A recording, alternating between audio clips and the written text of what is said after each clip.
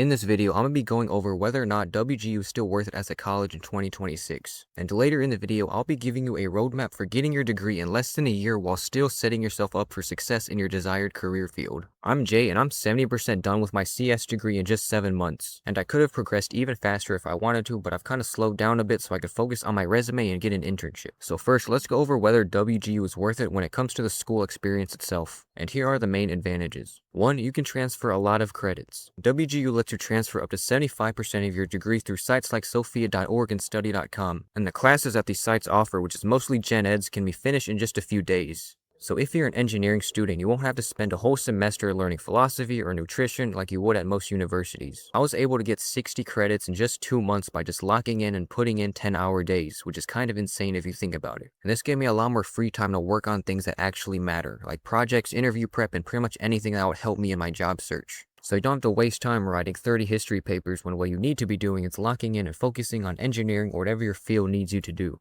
And for the second advantage, WGU is cheap.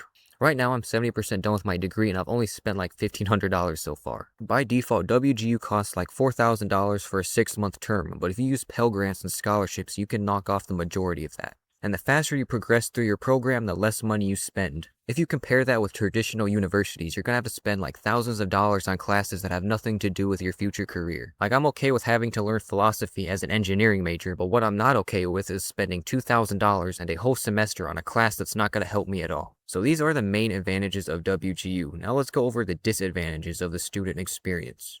One is that it's lonely. WGU is the biggest college in the country with over 200,000 students enrolled, but it doesn't feel like it. The entire degree is online, so there's no campus life. You log in, you do your work, and you talk on the phone with your mentor sometimes, and that's pretty much it. You can schedule meetings with the instructors if you want to, but I've never felt a need to, and I'd rather just do everything on my own. So yeah, there's no campus life or anything, which might be a good thing for some people, but it's just something to think about before committing.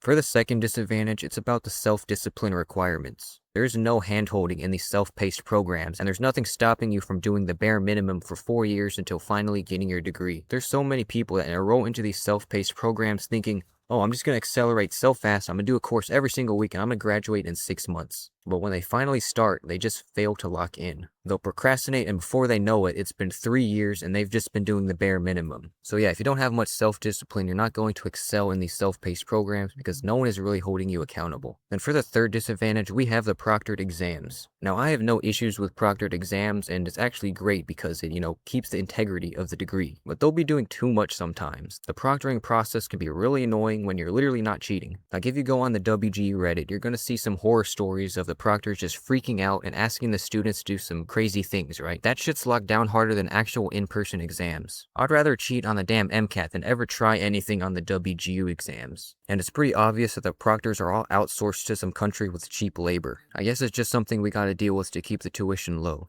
So yeah, the proctored exams are one of the biggest pains as a WGU student. It's so bad that a lot of students will just go to UMPI instead because they use papers instead of proctored exams. And UMPI is also a great online school, so I don't blame them. So now let's go over whether WGU is worth it from an employment perspective. Like, can you actually get hired with a degree? The answer is yes. If you look on LinkedIn, pretty much any big company is going to have a lot of WGU alumni. WGU definitely isn't Harvard or MIT, but it's still an accredited degree that checks the box. But I think the better answer is that the less cooked the field is, the better WGU is. First, let's take a look at accounting. There's a big shortage of accountants and 75% of them are nearing retirement. So as long as you have the CPA, it doesn't matter where you get the degree from, you will get a job. And to prove it, this guy Kenneth got his bachelor's and master's degree in just 4 months, then proceeded to pass the CPA exam shortly after. And by the way, it usually takes 5 to 6 years to do all of that at a traditional school. And now he works as a senior accountant at a good firm. So instead of having to spend 6 years of his life making little income and paying tuition,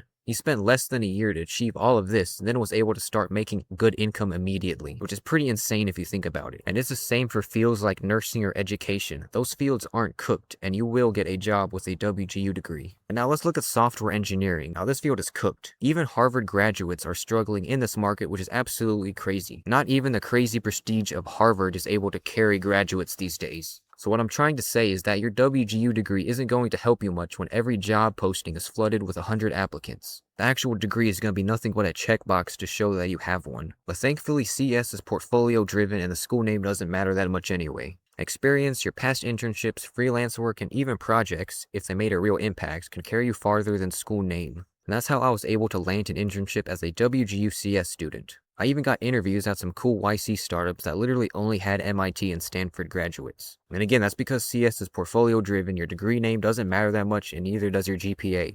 And it's the same thing for other cooked fields like cybersecurity. The competition is just brutal, so if you get a WGU degree, you're going to have to do help desk for a while. But I will say that a WGU student that graduated in less than a year and did help desk for 2 to 3 years will likely be better off in the job market than some random state school graduate that spent 4 years on his degree. And that WGU graduate will have actually been making some income for those help desk years as well. But even in the cooked fields, you can succeed if you take advantage of the unique abilities that you have as a WGU student. So hopefully this video is able to help you decide whether WGU is worth considering or not. If you want to check out the exact system that I use to progress so quickly, I have a free PDF in the description that goes over my entire roadmap. And I'll also be making some videos in the future about UMPI and SNHU.